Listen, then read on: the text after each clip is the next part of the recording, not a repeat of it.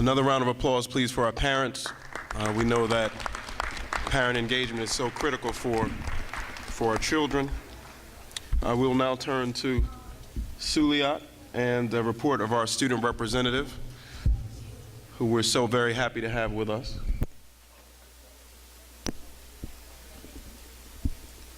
Good evening, Dr. Janey, Chairperson Jeffries, and the community and the advisory board. Anika Headley and I are planning an SLG meeting with the other student leaders of the school district on Wednesday, December 8th, and we hope to identify and sort out our ideas and goals for the 2010-2011 school year, and we plan to make procedures to quickly and effectively take actions. We will continue to have meetings every month and oversee our progress with the help of the Newark Public Schools and the advisory board. We also hope for our fellow schools to participate in order to make the Newark Public School a better school district for the students. Thank you. Thank you very much. Thank you so much, Suliat, for that and for your work on behalf of the students of the district. We'll now move to the voting portion of the agenda. Do any advisory board members have any objection to voting on both the academic services and the finance items as a group? Okay. I'll take a motion on that. Do we have a second? Okay. All in favor? Anyone opposed? Any abstentions? Okay, so the motion is passed, so we'll vote on the financial components as well as the academic services items as a whole. Do any advisory board members have a question on any item in that package? Do we have a motion? Second? We'll call the roll, I think, on this, Ms. Pollard. Thank you. Mr. Jeffries? Yes. Ms. King? Yes. Mr. Lamort? Yes. Mr. Lewis? Yes. Ms. Pintor? Yes. Mr. Rivera? Yes. Okay. Ms. Davis Spade? Right. Yes, now it's part of it. Right. Next, we'll have, I want to exercise a privilege as a chair and have us vote tonight solely on items 1 and 5 in the legal components of the agenda. One deals with our CUSAC district performance review, and the second deals with the board procedures manual.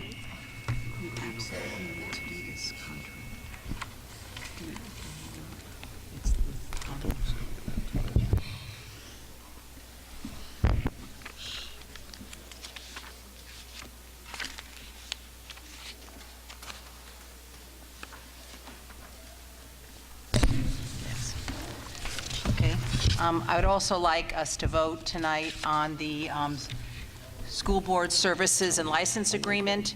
This is an agreement that we are entering into with New Jersey School Boards Association to get our policy manual updated and brought into full compliance with the current law, to the extent that any aspects of it might be out of compliance, and to maintain on an ongoing basis online updates of these policies.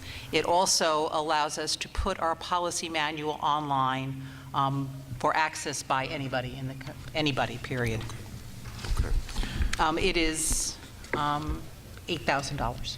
Okay, right. So in addition, 2 items I want to highlight as a board, and there may be some questions on some of these, and we'll see if we're prepared to vote. But one I want to highlight is the NJ CUSAC District Performance Review.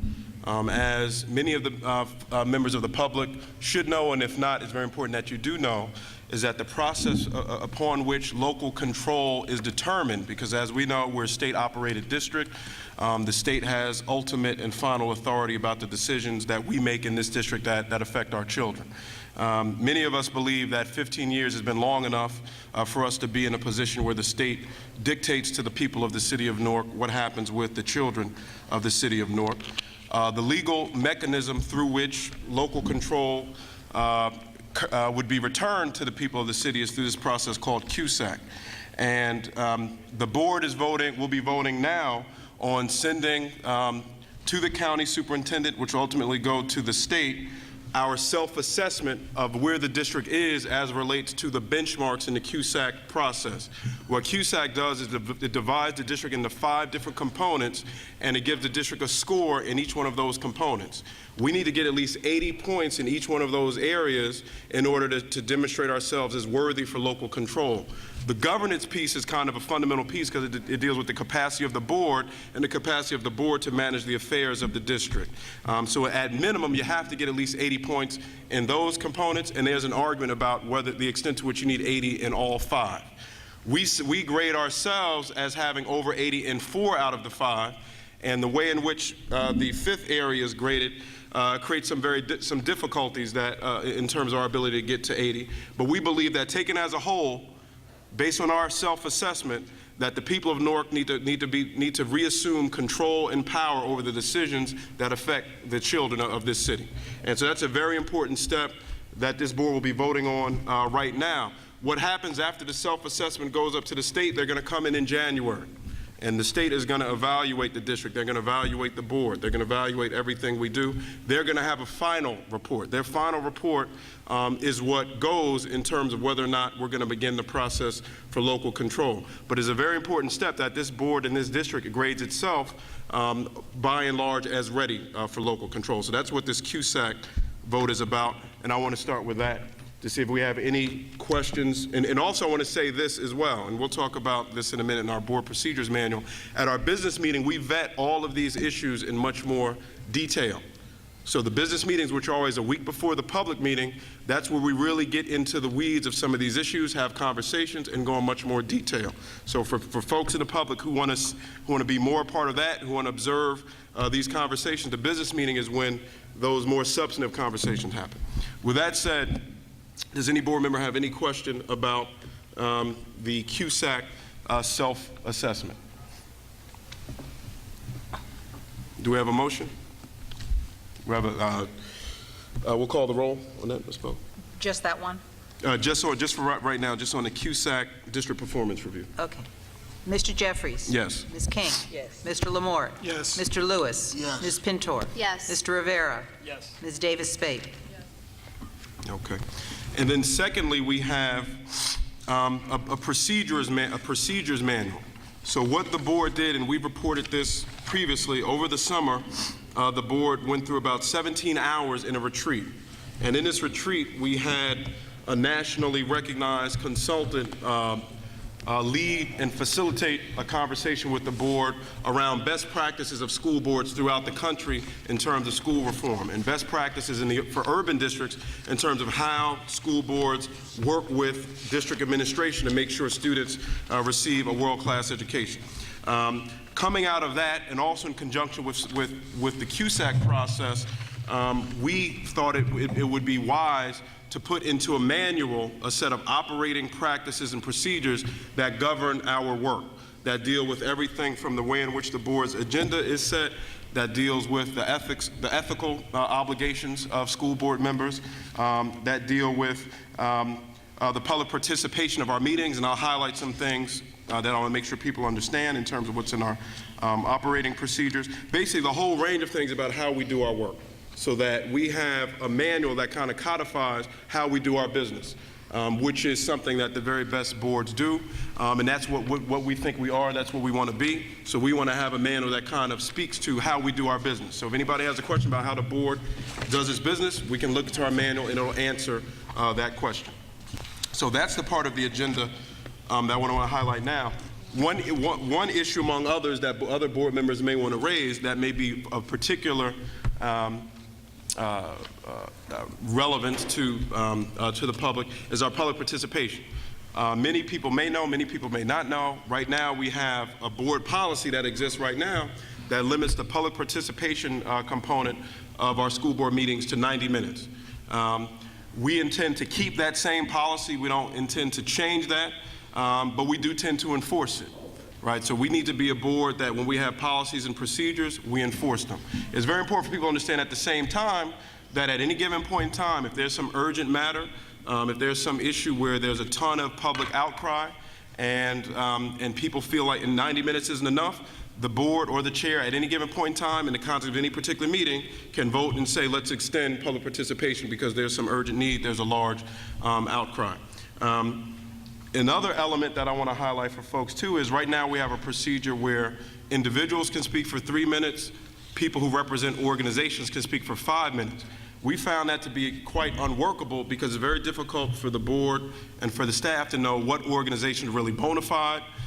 Some people jump up, say they represent organizations, and it's hard to always prove that. And it also suggests that some people's voice is more important than others, so they should have more time, which at some level can be offensive to those who feel their voice doesn't count to the same degree as others. So right now in the manual would be an across-the-board 3-minute opportunity for each individual to speak on any topic of their choosing that relates to school board business. Those are just 2 items. The manual, by and large, deals with the board's internal operations in terms of how we set the agenda, in terms of how we obtain information, in terms of how the district engages and interacts with the board in terms of access to information. And this is something that can be made available to any person who wants to see it at any given point in time. So that's a summary of what's in the operation manuals. Does any board member have any questions, any topics they want to raise about the manual? I would just like to, for the board's edification, I just passed out revised pages for board member contacts with schools, where in paragraph number 3, we've added beyond the board ID badge, you can show another form of identification. And on the public participation at open meetings, this has been changed so that the 90 minutes with the possibility of extension is maintained for the public meeting. The business meeting is restricted to 30 minutes with the possibility of extension. All speakers will be given 3 minutes. I think those are the principal changes from last week. And when Ms. Pollack, talks about last week, again, we, at our business meeting, which was the week before we vote on items, particularly important substantive items that affect the work of the district, we go into much more robust conversation during those business meetings. Does any board member have any questions about the operations manual? Okay, Ms. Spate, we'll come. Mr. Lewis. Page 19, number 4. Oh, can you turn your mic on? On page 19, letter A, can you explain that a little bit more to me? I just wanted to make sure I got clarity.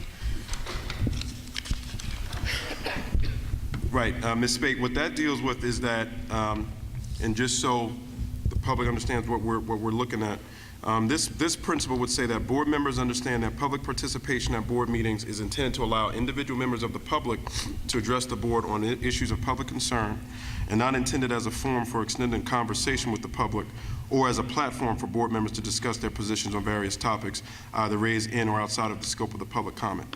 What that's really getting at, Ms. Spate, is that the public participation part of the agenda is really for the public to express their views.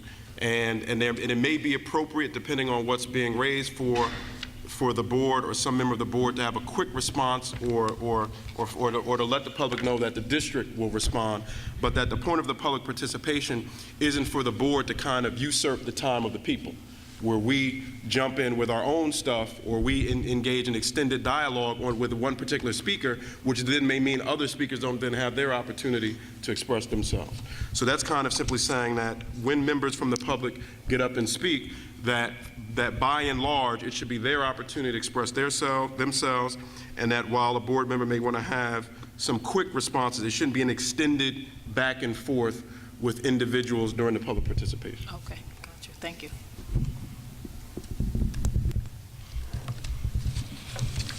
Any other questions?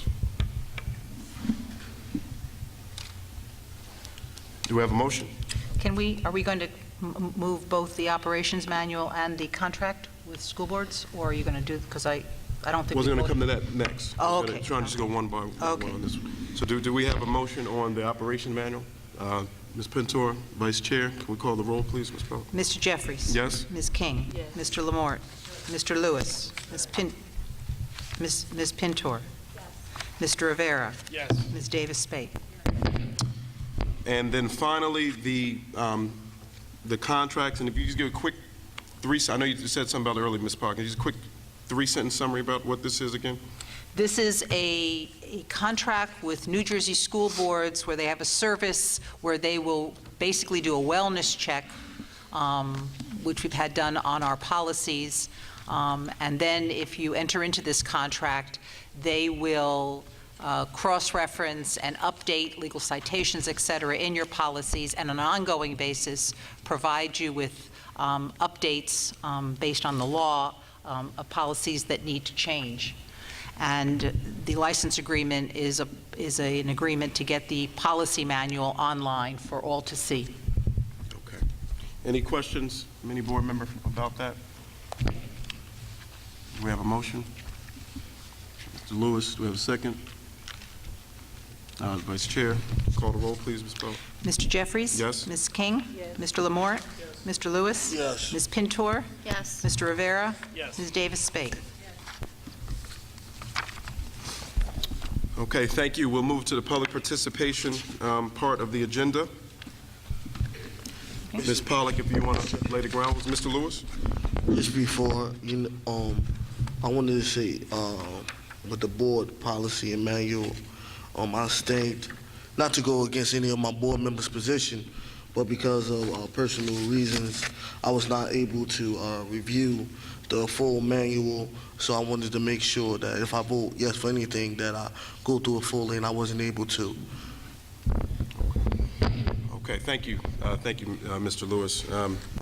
Appreciate that. I do think it's important just for the public to know, since Mr. Lewis respectfully raised that issue, that, board members, they have about 9 days to, to take a look about that, about the manual. But thank you, Mr. Lewis, for that. Ms. Pollack, would you mind providing the ground rules for public participation? Sure. This is, as we know, the public participation portion of the board meeting. We ask if your name is called, that you come up, give us your name and address, that you come up when your name is called. For the last time, 5 minutes is set aside for a representative of an organization to speak. All other speakers will get 3 minutes. We remind you that we expect a level of decorum in the public participation portion. There are children here. We ask you not to engage in personal attacks, naming of employees, loudness, calling out, disruptive behavior. And the chair reserves the right to ask that somebody leave the meeting or call the meeting to a halt if that behavior occurs. Okay. Iman Brown.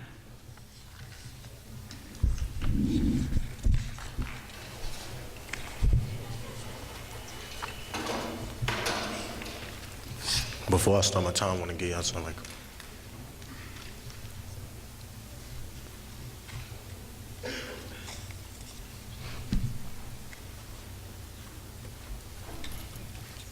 Good evening.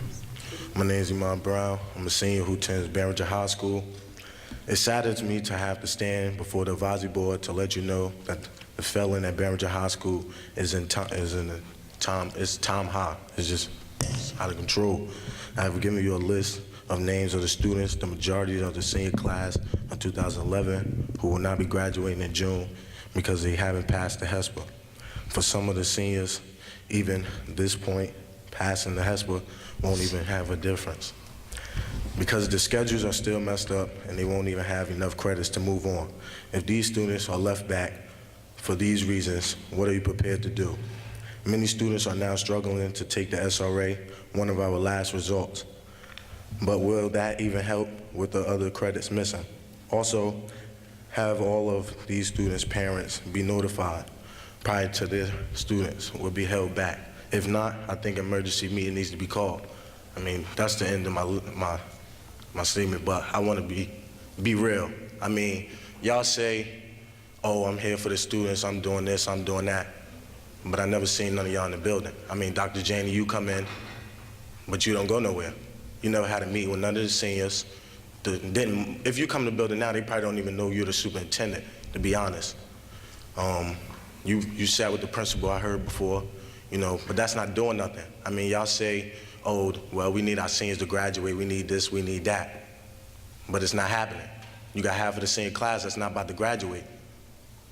And now you got the staff at Behringer, you know, they're under pressure because their jobs are in danger, you know, so now they want to feel, well, we need to throw it on the kids because, you know, and not to jump into details, but I just need to ask a question. I want to know, you know, because around my school I've been seeing a lot of construction work, you know, new doors being built in the office, construction work in the back of the school, you know, where's all this money coming from? I mean, I'm sitting in a law class, about 30 kids in a class, we only got about 5 to 10 books. Students can't keep sharing every day. It's gonna run out. I mean, you putting the guidance counselors downstairs for what reason? So the parents won't walk around the building to see what's going on? To make the school better? I mean, I don't know what's going on. I mean, I just need to know, like, where's this money going?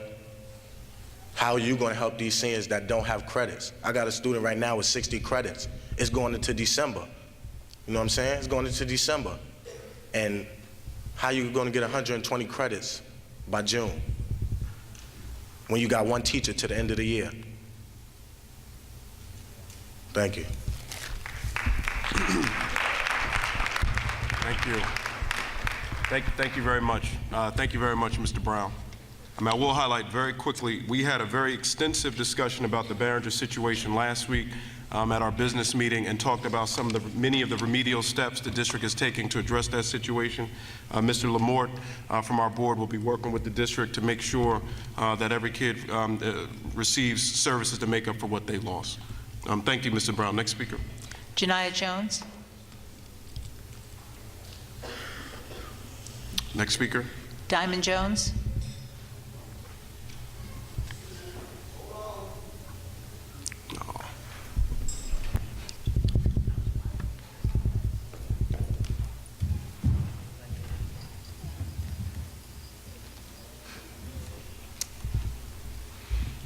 Good evening. My name is Janiyah Jones, and today I am here to speak about profanity.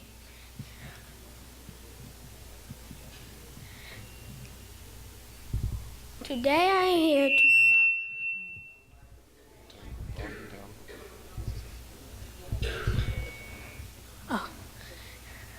I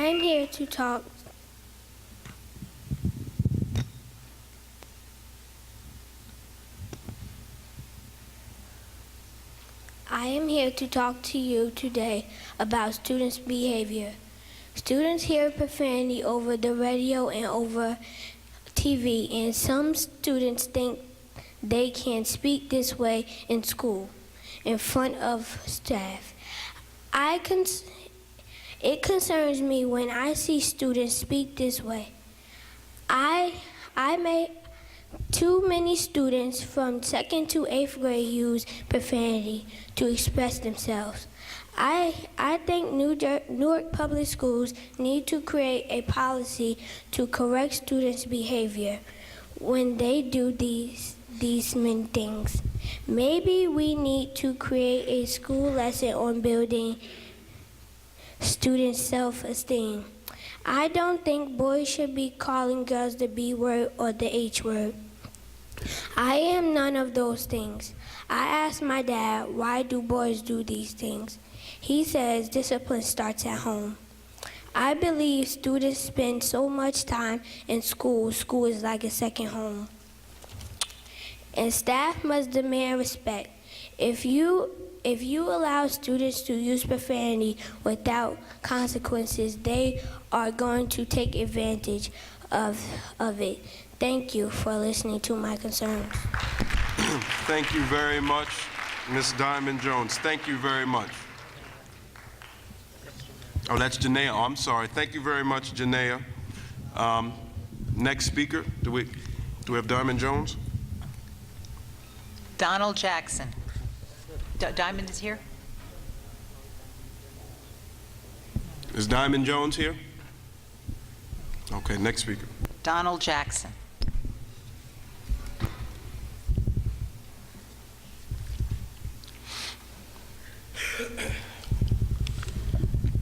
Good evening. Good evening. My name is Donald Jackson. I live at 79 Tracy Avenue, Newark, New Jersey, 07108. I first want to start off by saying tonight, as all of the residents of the state of New Jersey, particularly the city of Newark, know, the great Mayor Booker has just now laid off 167 police officers. That is now going to create an even greater danger that we've already have, and our children and we are going to be impacted. Last Friday, not this Friday just passed, but the Friday before that, me and my uncle were headed across, I believe it was Badger Avenue, and we came to the intersection of West Bigelow, and as you know, New Community Tech School is right there on that corner. And I happened to look forward to my right and to my left. To my left, there was a sea of 400 students in the middle of the street, police blocking off the street, group of girls fighting on one side, group of girls fighting on the other side. So I asked a friend of mine at Shabazz, did anything happen? He told me that a dispute that spewed outside of the school building came into the school building. Students snuck into the school building, jumped on one student, a group of girls jumped on another group of girls, a group of girls jumped on a guy, and then a guy jumped on the girl. We then had that melee that I just described out in the street, broad daylight, people traveling to pick up their kids, and saw other kids fighting other kids. The police were bamboozled and didn't know what to do. So I said to myself, what is going on? If I didn't know any better, I would have guessed it was a riot. I don't know what the particular answer might be for that situation at Shabazz, because to my understanding, I have not yet gone into Shabazz to see what problems there may be, but I understand that the problem has worsened since last year. And we as a board, we as a people, and you all as a board need to come together and create some type of plan to fix this problem, because it's getting worse by the second. And now that we have 167 less police officers, and I believe it's 30 less firefighters on our streets, the danger is even greater. I also want to talk about the ASA really quickly. If we're not aware, last June, the class of 2010, my class, over 3,000 students in the state of New Jersey was affected by the state's misrepresentation, and the state caused this problem with the tests not being properly made, not being properly graded. Mr. Jackson, unfortunately, your time is up, sir. But thank you very much for raising those concerns. We very much appreciate them, as we always appreciate hearing from you. Thank you very much, Mr. Jackson. I'm sorry, Mr. Jackson, time is up. And I want us to get local control, so we got to enforce these procedures. But we appreciate you. We're here afterwards. We'll be here afterwards if you have any issues to raise. Thank you very much, sir. Next speaker, please. Carmen Ruiz. Next speaker. No. Oh, I'm sorry.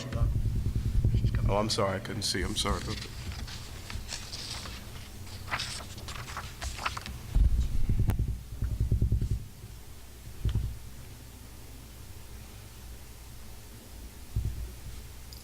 Good evening. Before I give my message, I just want to say that I have a heavy accent, but my accent is not in my mouth only, not in my brain. Please understand and work with me. Thank you. Good evening. My name is Carmen Ruiz, and I live at 555 Mount Prospect Avenue, Newark. I was the principal of Barringer High School from September 2004 to June 2008. At the last advisory board meeting, one of the members of this board mentioned my name and attributed the poor senior class credit history to me. First of all, please be aware that a board member, you should know better than to mention the name of a former or present employee at public meeting. This is a code of conduct that has been practiced and honored by many generations of board in this district. Secondly, as it relates to the problem faced by Barringer seniors that we forcefully associated with me, I was no longer the principal of the school at the time. But in all fairness, the responsibility for academic performance of incoming students at Barringer should be placed on the principal from the previous schools that the student attended.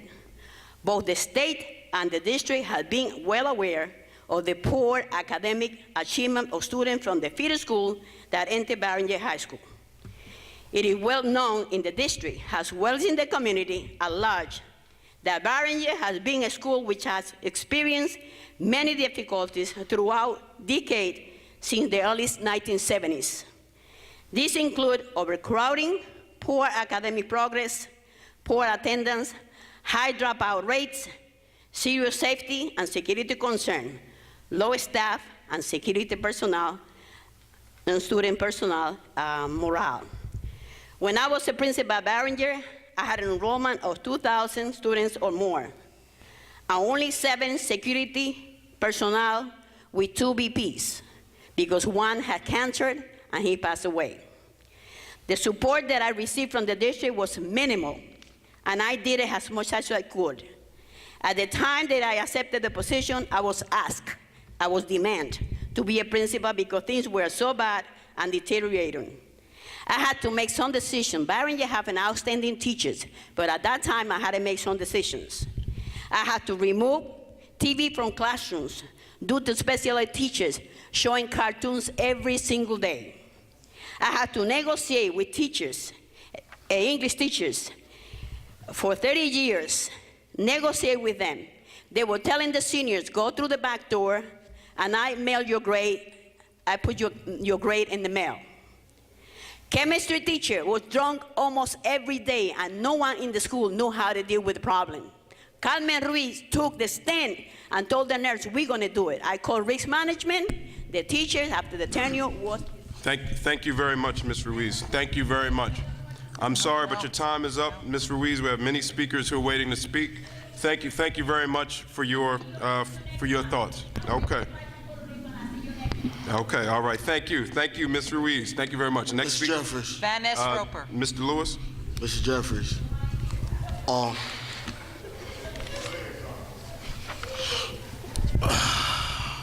And I just wanted to state that last month, when the Barringer situation arose, I asked for a full investigation of Barringer High School from, I said, let's go all the way back, if we have to find out about student records, whether they were forged, whether they've been missing, mismanaged. I never singled anybody out, but I wanted to say that my grandmother always said, if it don't apply, let it fly. Okay,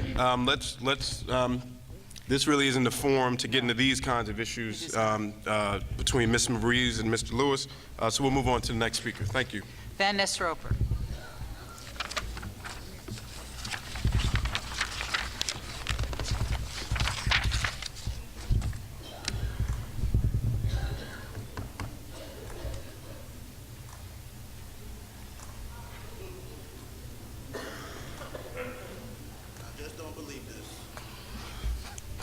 I just don't believe this.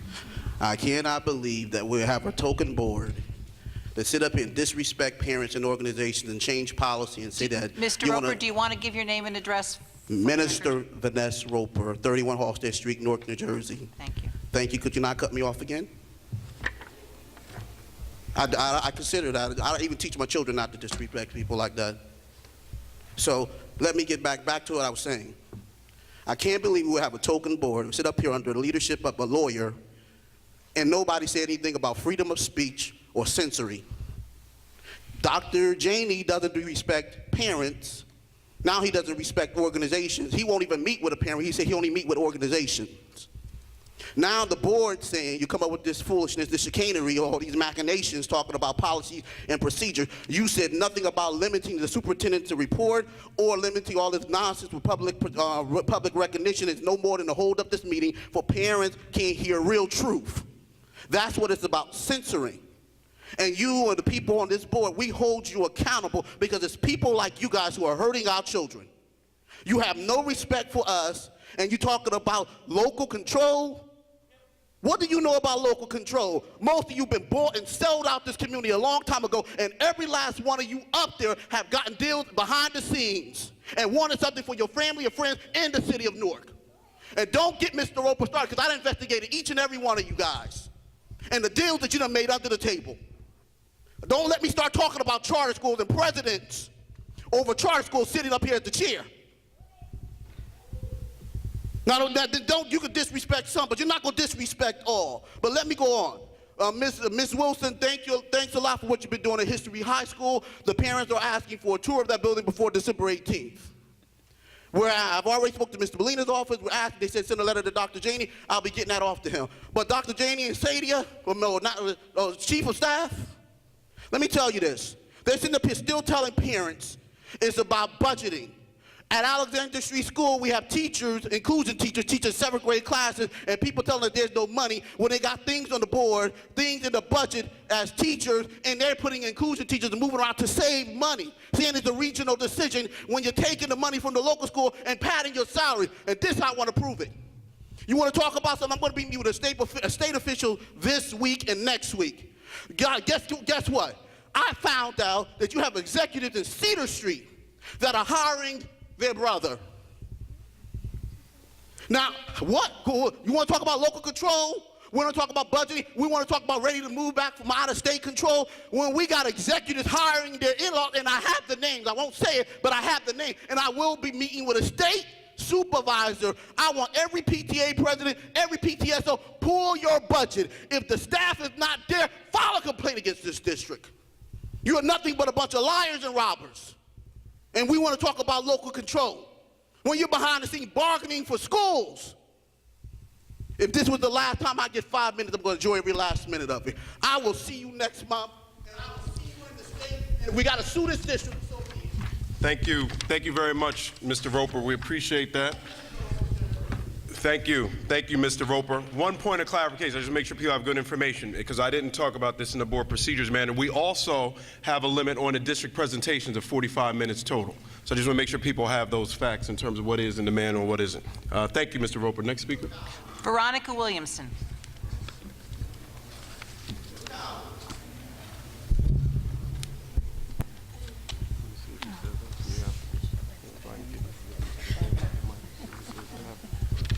Next speaker. Okay.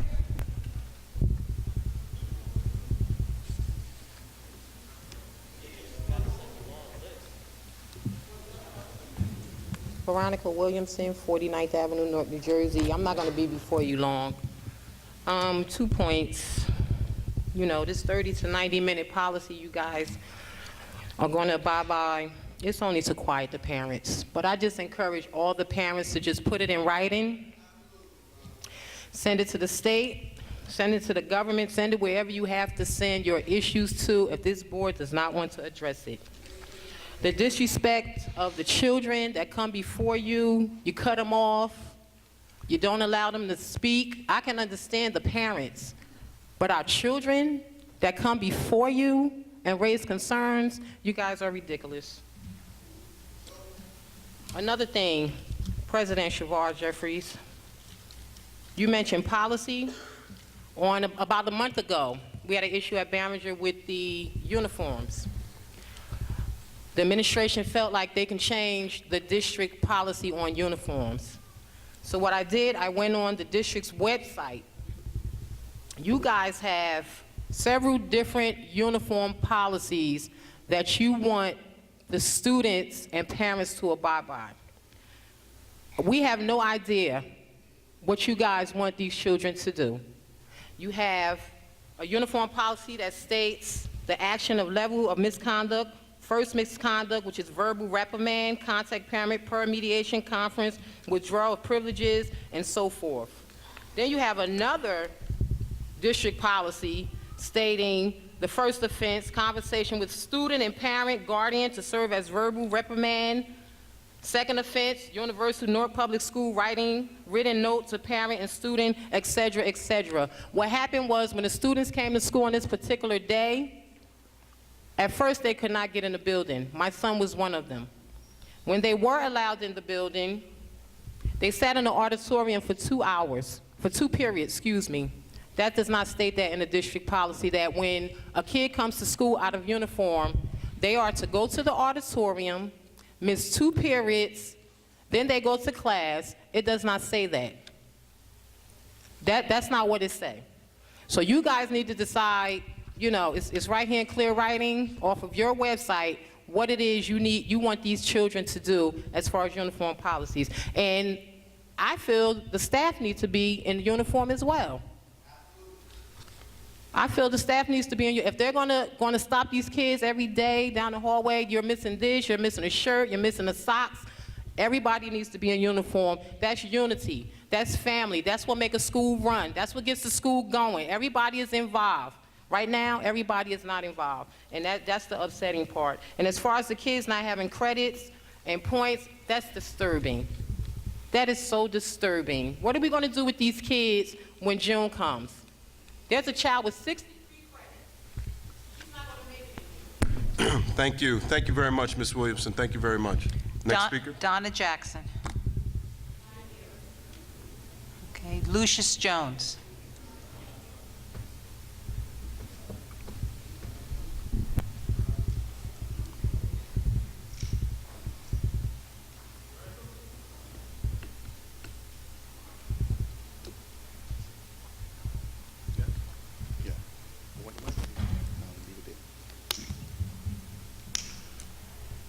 Mr. Chair, I would first begin by asking that a point of clarification. I'd like to stop the clock because I don't want to use the time that I'm allotted for point of clarification. The point of clarification, first of all, is that acceptable from the chair? Sure. Okay. Absolutely, Mr. Jones. The first What's question I'd like to ask, I am legally blind. Pursuant to Section 504 of the Americans with Disabilities Act, I can't see the material, and that means I have to memorize everything I need to say. Setting a time limit of 3 minutes violates my right under public accommodation. I'd like to know if this board wishes to accommodate me by waiving the policy procedure of 3 minutes on behalf of public accommodation. Mr. Jones, you're very creative, very brilliant as always. We'll consult with council. We obviously want to comply with the ADA, so we'll consult with council. You're listed right now as an organization, so you have your 5 minutes tonight, and we'll confer with council about. We're going to make sure we do what we have to do to accommodate you so you can participate effectively. I'd like to also add that I've asked this board, I filed a complaint in the past with the Department of Civil Rights, which you are the Deputy Attorney General of in Trenton in the past, that regarding the lack of a public accommodation, the materials that they provide to the public is not an legible way for anyone with a disability who is visually handicapped to see. It's not in Braille, it's not in large print, and neither is it in large on tape.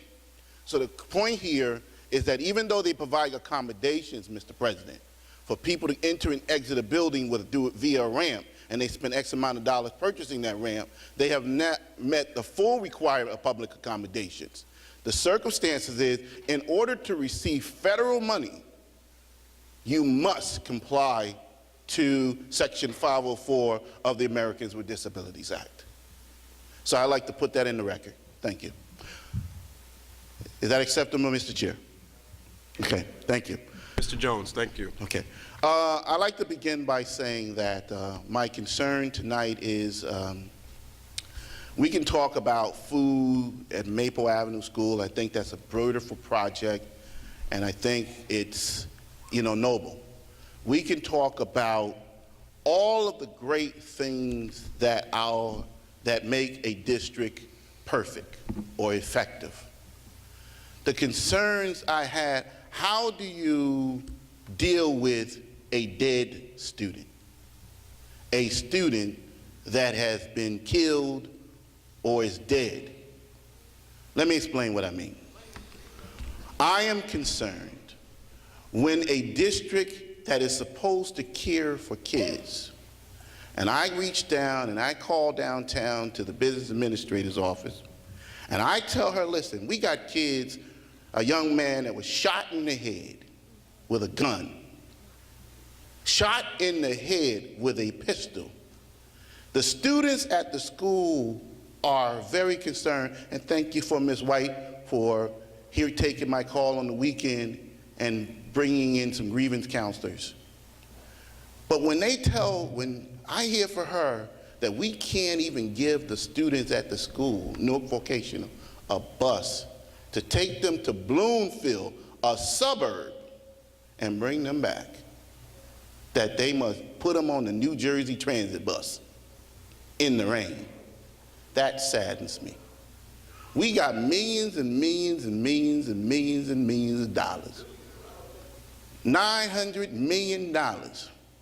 And we can't talk about what's best for kids. It's not what's best for Mr. Jones. It's what's not best for Mrs. Jones. It's what's best for kids. All my life, for 21 years, I've been before some board or another. I've been on the front line of this or that, controversy, whatever you want to say, troublemaker, but most of all, I've done it for kids. Because when I was a kid and I got beat in the head at Velsburg High School, kicked down the stairs, the teacher told me, I wish I can help you, but they are not going to respect me. That's where my energy comes from, board members. That's where my energy comes from, Chair. When I see that we have the dollars and the dollars do not trickle down to the kids, that we can take lunches away from kids, that we can make kids, they have to fight for bus tickets even if they're within a certain amount of mileage of not within a certain amount of mileage of the school. And then we turn back around and it came to my attention that we say to the parents, liaisons, that don't worry about the $13,000 that the federal government disputed, that they said wasn't making it, that wasn't making it to the class, wasn't making it in the schools for parental involvement. Feed the parents tea and cookies.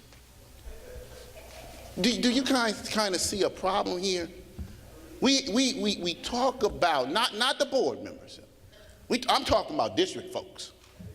I'm talking about folks who are walking, riding around here in the Jaguars and the Mercedes-Benz, have the houses in the Old Bridge and all these other places around the state, sending their own kids to college while their children are riding through McDonald's drive-through. My kid is working inside, passing them the Big Mac while they're on their way. Don't you see the problem? Is it really? See, this is why I say I believe in choice. I believe in choice because I think parents need the opportunity. What I don't believe in is I don't believe in the fact that I think it has to be equal across the board. Charter schools, whatever, everything has to be equal. Every child, disabled, non-disabled, has to have an opportunity to go into any of these choices. But the issue is we're emptying out the public schools with the brightest minds and putting them into these charter schools because the district folks, you're failing the kids. Your thought pattern, your philosophy is failing kids over and over and over again. I can't even sit here and tell you for the first time in my life for 21 years, I don't even know if you're qualified or quantified to put my kid through 8th grade or 12th grade. My daughter is 21 years old. She's in college. She got a college education. She's on the dean's list because she got beat up because she came to this board meeting and said Velsburg Middle School wasn't working. She tried to commit suicide, and they said, if you don't want her to, we don't care about her trying to commit suicide. You don't want her trying to commit suicide, stop her from talking at the board meeting. We need to, if we're going to tone down. Thank you very much, Mr. Jones, as always, for those contributions. Thank you very much. Next speaker, please. Ms. Quinones?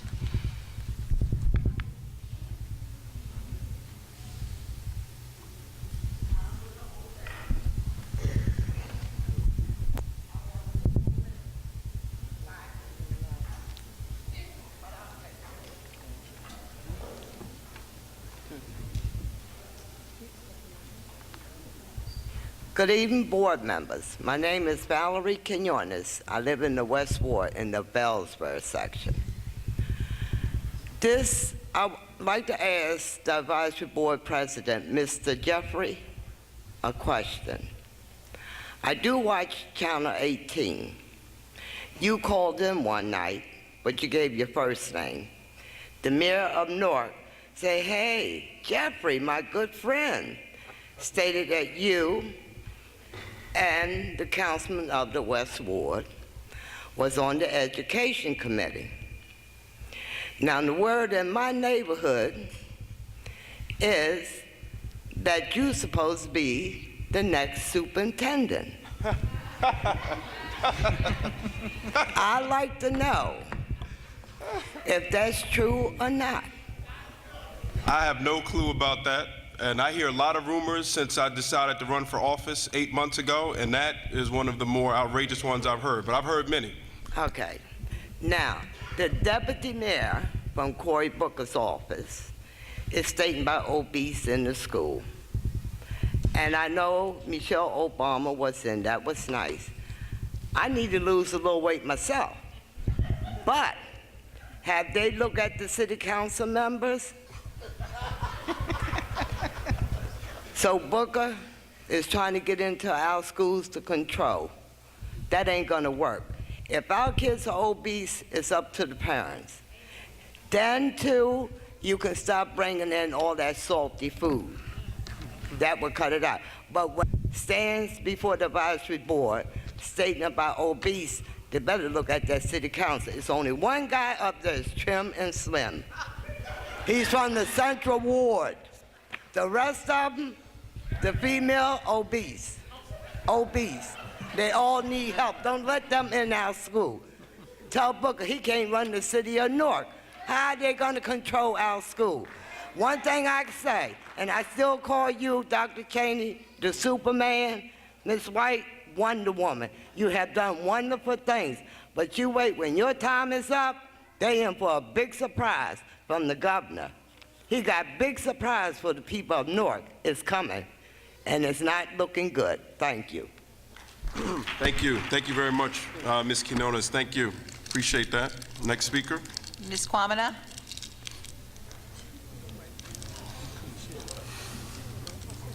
Here she comes.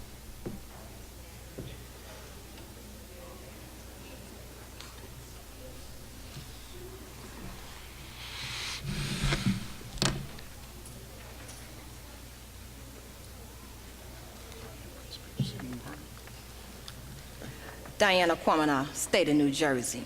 I am requesting that the law tactic used during public speaking be removed. It's a violation of the Bill of Rights to freedom of speech. A class action lawsuit needs to be filed against the school district. This has been going on for decades. Speakers has exposed corruption, poor conditions within our schools, mistreatment of our children, lack of education provided. In most cases, the district for decades has protected what they knew not. Head administrators, SLTs, are not exposing problems within our schools. I ask that you, Dr. Janey and Ms. Sadia White, continue to look into this matter, and thank you for hearing my voice regarding that. To our elected officials, our board members, did that letter go out on behalf of Dr. Janey requesting why his contract would not be renewed? And be careful with your answer, because I spoke to some of you. Somebody up there is looking for a higher position. Could it be a council member, senator, assembly person, executive within the school district, better yet, running for city mayor? I don't know. Tell us. And some of the staff members need to stop recruiting Others regarding this $100 million that has been given to Booker for our schools. Remember one thing, it's not cash money. It's a form of stocks and bonds, which the market goes up and down. So many of you better be careful with what you're asking for. This man cannot even manage, more or less oversee the city of Newark. How the hell can he oversee the school district? Keep providing Booker the ingredients he needs to destroy your jobs, like he has done 866 already. The federal government needs to come up in here, and they need to start giving out subpoenas and charging and putting you individuals in jail for your corruption. I stated time and time again that I stand on equal opportunity with representation, meaning public, charter, private schools. If you don't want to educate us, educate our children, they can go to charter or private school, and I am behind them 100%. But you individuals trying to be slick, underhanded, because many of you are here for charter schools, and Booker have promised you individuals a position, so therefore you're trying to recruit other teachers to join your nonsense, and it's time for it to stop. Our children's are in a crisis. And you individuals knew that Dr. Janey and Miss Sadia White was doing everything in their power to correct decades. Thank you. Thank you very much, Ms. Kwamina. Thank you for your insights. Next speaker. Mr. Chair. Mr. Lewis. Ms. Kwamina asked about the letter that I requested in August to go out on behalf of the board to the governor administration on reasons for not renewing the Dr. Janey contract. I need to know from legal counsel, was that sent out, and have we yet got a response? Do you want me to answer? You don't need to get Okay. an answer from him. Tell us. I think what the board asked me was for a resolution, and I did draft a resolution. I would like to have a copy sent to my board address, has not P.O. moved Box on it. 60260. If that's something, Mr. Lewis, you want to put on the board agenda, you can put that on in December, and then we can vote on it. Put it in December. If you want to move it in December? Yes, then sir. You have Yes, the sir. right to put that on the Yes, sir. agenda. Absolutely. So at our business meeting, just make sure when we set the agenda for the public meeting, you make sure you remember to put that. I can't really recall the back and forth, but let's figure it out, and then if we have it, we can put it to a vote, and we'll vote. I mean, that's not a problem. Next speaker. John Leone. Next speaker. Joshua Bonet. Next speaker. Noel Rowland. Next speaker. Giancarlos Maldonado. This is the result. Next speaker. This is great. Daisyanis Perez. Next speaker. Ida Adujar. Next speaker. Ana Gonzalez. Next speaker. Wanda Rodriguez. Next speaker. Eva Lopez. Next speaker. Kim Machedo. Next speaker. Babita Nathu. Next speaker. Joanne Collins. Next speaker. Narelle Lopez. Next speaker. Mazamina Leon. Next speaker. Gloria Mahaya. Next speaker. Yvette Irazari. Next speaker. Talalope Akansiku. Next speaker. Jennifer Concepcion. Next speaker. Brittany Jones. Next speaker. Alida Aguino. Next speaker. Katie Dickerson. Next. Cynthia Bryson. Next speaker. Jose Hernandez. Next speaker. Zara Matos. Next speaker. Zahira Velez. Next speaker. Milagros Vega. Next speaker. Eileen Rivera. Next speaker. Olga Plaza. Next speaker. Marie Morales. Next speaker. Liz Perez. Okay, that's our last speaker for public participation. We have any old or new business any board member wants to raise? Mr. Lewis? Mr. Chair, I wanted to touch on the speakers who spoke this evening. I wanted to touch on the uniform policy being addressed in the schools. My phone rings regular every school day from parents in West Side, parents in Barringer, parents in Shabazz, and throughout our high schools about the children losing out on instructional time because of them not wearing a uniform. They in a cafeteria or auditorium for 2 hours a day. Some children are turned away at the door because not wearing uniforms. I believe that it's against district policy to actually put a child out of school once they enter the building. So I want to know from the district. I sent out 2 emails during the last 3 weeks, CC'd you, Mr. Chair, and some other board members, Ms. King, on these issues. I wanted to know what is the actual policy of a child do not come to school in a uniform. What can they do? What can the administrators do? What can't they do? Because I believe that it's ridiculous that we're turning away a child once they enter a building, because they legally, we are still responsible for that child. If they leave that building, something happened to them, they get murdered, robbed, hijacked, whatever, we are responsible legally. So I want to know what is the protocol. Dr. Janey, could you or someone on the staff provide some context for the uniform policy and the consequences for kids for not complying with it? Also, they are marked late for their first class as well. Just quickly, there's a difference between a policy and then what happens at a school with a practice.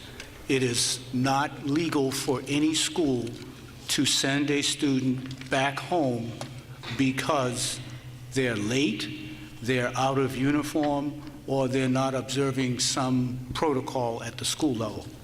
So it is not legal for any school to do that anywhere in New Jersey, let alone Newark.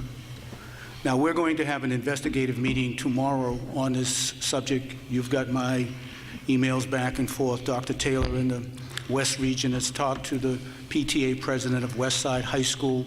He's going to be attending a meeting of parents in the next week or 2. We'll be doing that throughout the regions, but we begin tomorrow on an investigative meeting, to get into the detail of how people are implementing the policy. Because we do know that there is variance. A student is not supposed to be sitting for 2 periods or some other variation of that kind of procedure, but that's not policy. Ms. White, did you want to add anything?